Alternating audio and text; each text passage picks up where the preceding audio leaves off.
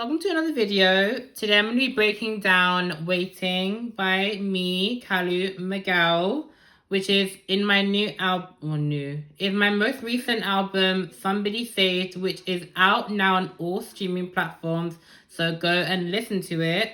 But let me just start off and play a bit of it at the beginning first, so you kind of get an understanding of how it sounds like, kind of. I'm down here on the ground, but I'm waiting to hear you learn what I've been told, not believe it.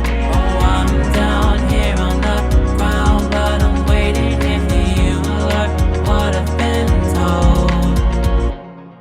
So that is what the song sounds like. So we're gonna start off with the drums first. Basically, the drums are really simple. It's just a kick and a click and hi-hat and a drum loop, which is very simple. And I think it works really well because I wanted this song to kind of just be very relaxed, very calming. And I think that I did a good job kind of with the kick because it's kind of like, it's very muted, but it's still kind of punchy as well. And I like that. It's the same kick throughout the entire song, just different rhythms. And the click the whole time is just playing like just 1, 2, 1, 2, 1, like the whole time.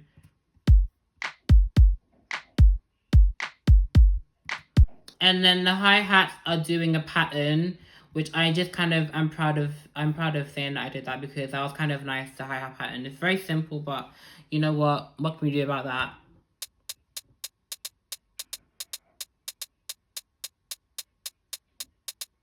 And I think that it's good that I didn't put a lot of drums on there because it is definitely very nice. For the bass line, it's very simple, which is like do, like an actual bass line. I put that on a electric bass on Logic. And then I added another sound from Alchemy to like layer that on top of, which is the synth bass Perfection. And then it just kind of worked together. I use that in combination for the choruses. And then for the verses, wait, let me just play the bass line bit.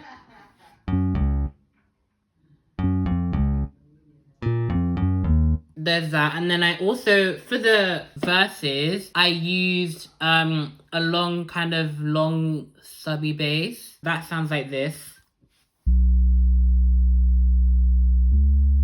which is amazing. At the end, I used this tonic drone as well, which also just adds a bit of texture to the high end or low end? Low end. So let's just hear how they sound all together.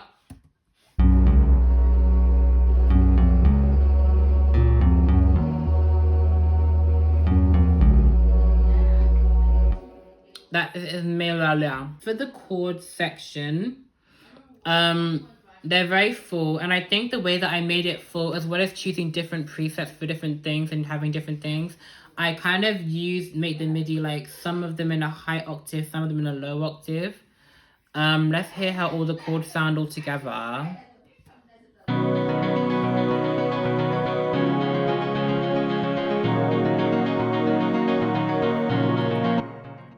For the main chord sound, I chose a preset from ES2 called the Broken Shifter. And I liked how it sounded very full and muted. And I made it a bit more muted by adding a filter. With the automation that I can show you, I automated some of the bits for it to come in different times. No, yeah, this is not the main chord sound. It's just a chord sound that I used, and it had automation in it. But I did add automation. There you go, automation is very cool. I like that automation. And then the real main chord sound is this sound from Alchemy, which is very simple. It's called Aurora over, I can't say that word.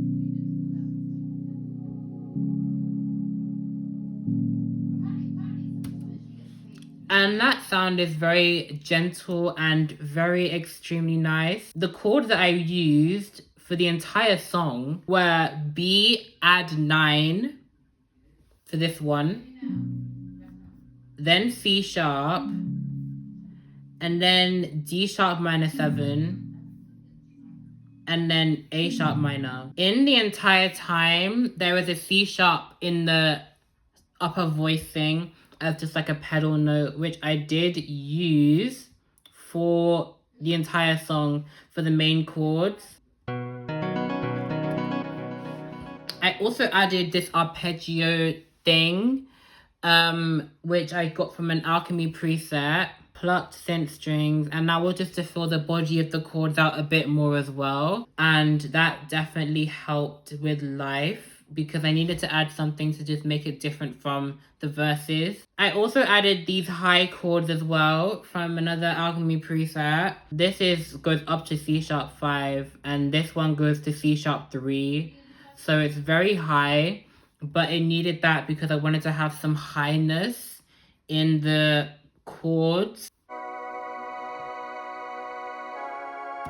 They sound very spacey, but I think that for this song it worked because it was already trying to be really like airy and spacious already. And then I also used this to kind of fill out some of the chords in it as well. It's an Alchemy preset. And I made the voicing of it very wide. I wanted to have it like fill out more of the frequencies. So I made the voicing wide and like there's more space between the chords. Then lastly for the chords, I added this guitar. It's chugging along, you know, I just need to add some rhythm. So I added the guitar in and that helped. And it's just very amazing because I think it sounds very full and there's not very many instruments, but I think because the way that I layered it all with different parts doing different things, and I think that's why it sounds a bit full. Now for the vocals, I made this vocal chart. This is actually very amazing. I did a vocal chart because I am amazed at myself that I actually knew how to think of the idea because let me play it first. Hang on, let me play the vocal chart.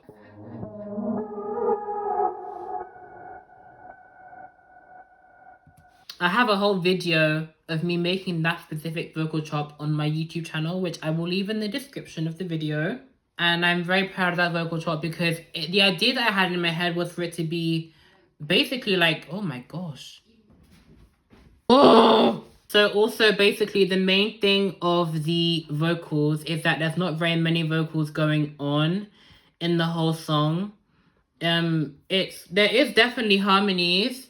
And there's a big bit where there's a lot of harmonies in the bridge, but for the majority of the song, it's not very many harmonies or anything. It's just the lead, doubles, and one harmony. And the harmony is literally just like one note pedaled for the entire time, just the dominant pedal. I'm down here on the ground, but I'm waiting here for you, Lord. I completely forgot to say about the other vocal chop that I did in this song, which is this one. Oh, I love it. I really like this vocal chop as well because it's very funny. Like it sounds very glitchy and I added a lot of effects to it and it sounds really cool and I like it. I really do love how that vocal chop came out. But let me just talk a bit more about the harmonies because there is a lot of like it looks like there's a lot of things going on in this specific bus, but like it is a lot. Yes, there's a lot of harmonies, but it's just for one section. I just think I added it for the sake of adding something. And I don't really know why I added it because, I mean, it didn't really add very much. You God. Thank you, God.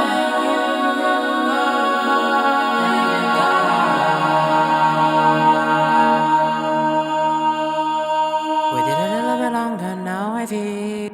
Like, it's nice. It sounds very glorious, but it's not really a point to it. I think I needed to think a bit more about what I wanted to have in that harmony bit. Because I wanted to have a bit of harmony in there to fill out the bridge because without it, the bridge is really empty. But I wanted to add something a bit more than that. Other than that, there is a few other harmonies that I did add in the second verse for like differentiating the different sections. Don't catch my crying heart out. Make sure I don't try. Watching your timing, cause I know you're always there when I can't hear you in my spirit. Need to be the one I run to. And there's another harmony bit as well. I just added that because I had the idea for it and I put it in there. And I do enjoy how that came out. Even I'd say I didn't want a lot of harmonies, and there's that bit, the bridge, and another bit that I still haven't showed you.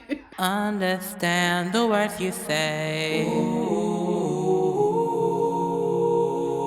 When I have your salad, clear my palate, make it nourishing. Oh, I'm down here on the ground. And yeah, that is the whole of this song explained. Thank you so much for watching the video. If you liked it, don't forget to like, comment, and subscribe to my YouTube channel. And this song is really nice because I had the idea for it whilst I was still in uni. And it was very quick to come to me, the idea, and I just made the instrumental very quickly because I knew that I wanted to have that kind of like calming, relaxing pop music kind of. And I definitely think that I made a calming song and it came out properly how I wanted to come out.